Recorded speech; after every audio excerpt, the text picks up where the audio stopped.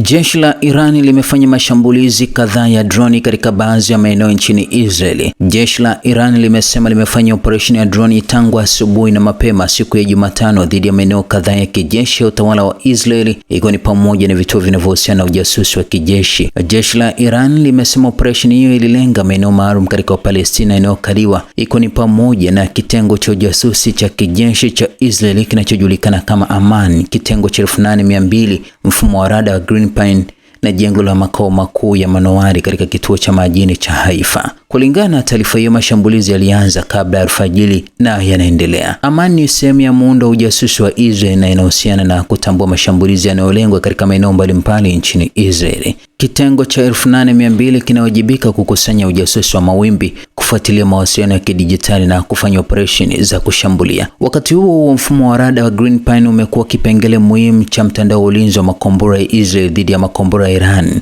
na uharibifu wa mifumo kama hiyo unaweza kupunguza sana uwezo wa kuzuia mashambulizi ya makombora yanayokuja. Kwa upande mwingine, gazeti la lugha ya Kiebrania Marvi likinukuu ripoti ya vyombo vya habari vya Magharibi limesema uharibifu wa rada ya Marekani nchini Jordan umekuwa ni pigo zito kwa Marekani. Katika sehemu nyingine ya ripoti, Marvi ilisema shambulio dhidi ya mfumo wa ulinzi wa anga wa Marekani nchini Jordan ilikuwa ni pigo kubwa kwa uwezo wa kijeshi wa Marekani na msaada wake kwa ulinzi wa Israeli dhidi ya mashambulizi ya Iran. Marvi pia imesema kuwa hatua za Marekani, ikiwa ni pamoja na mashambulizi ya awali ya Marekani na Israeli, zimeimarisha nafasi ya kikosi cha walinzi wa mapinduzi ya Kiislamu cha Iran.